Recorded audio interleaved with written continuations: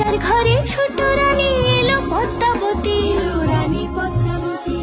রাজার আরো 6টি রানীর ছিল না সন্তান, পদ্মাবতীর কোলালোতে মিলল সমাধান। বছর যেতে জন্ম নিল 7 ছেলে 1 মেয়ে, হয় খুশির আকাশ হঠাৎ কালো মেঘে গেল ছেয়ে।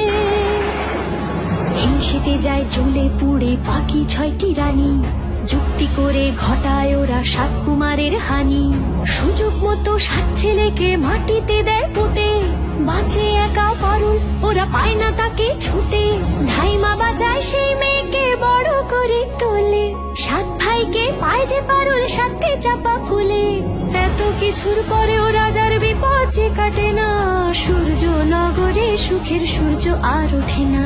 হিংসা বিবাদ বিচ্ছেদ আর প্রেমের কাহিনীতে পারুল বোন কি পারবে 7 ভাই চম্পাকে জাগা